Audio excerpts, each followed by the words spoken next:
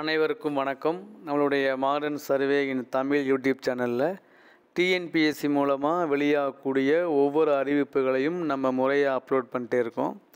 அந்த வகையில் பார்த்தீங்கன்னா டிஎன்பிஎஸ்சி மூலமாக இன்றைக்கி வெளியான மிக முக்கியமான அறிவிப்பு ரெண்டு. ஒன்று வந்து ஜேடிஓ உடைய கவுன்சிலிங் பேஸ் 2க்கான அறிவிப்பு வெளியாக இருக்குது. இன்னொன்று பார்த்தீங்கன்னா நம்மளுடைய டிபார்ட்மெண்ட் ரிசல்ட்டை வந்து வெளியிட்டிருக்காங்க. ஸோ அந்த டிபார்ட்மெண்ட் ரிசல்ட்டு பார்த்தீங்க அப்படின்னா கடந்த வெளியான டிசம்பர் மாதம் வெளியான அந்த ரிசல்ட்டு தான் வெளியிட்டிருக்காங்க. ஸோ நீங்கள் டிஎன்பிஎஸ்சி லிங்க்கில் போனீங்கன்னா இந்த மாதிரி இந்த மாதிரி வாட்ஸ் நியூவில் வந்து இது போய்கிட்டு இருக்கும். டிபார்ட்மெண்டல் எக்ஸாமினேஷன் டிசம்பர் 2023ன்னு நீங்கள் அதை கிளிக் பண்ணீங்க அப்படின்னா இந்த மாதிரி ஒரு ஓப்பன் ஆகும்.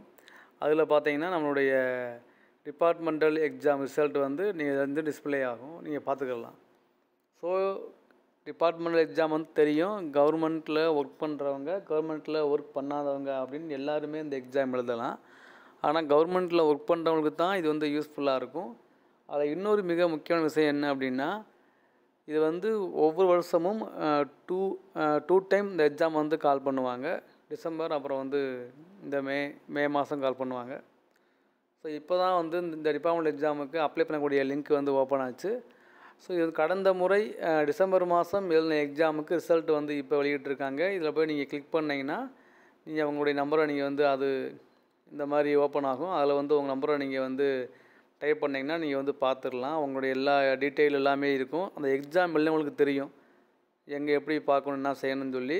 ஸோ அதனால் ஏற்கனவே இந்த லிங்க் விட்டாங்க. பல பேருக்கு ரிசல்ட்டு வரலை, ஓப்பன் ஆகலைன்னு சொன்னாங்க. திரும்ப இப்போ அந்த லிங்க்கை திரும்ப பண்ணி வெளியிட்டிருக்காங்க, அப்டேட் பண்ணி.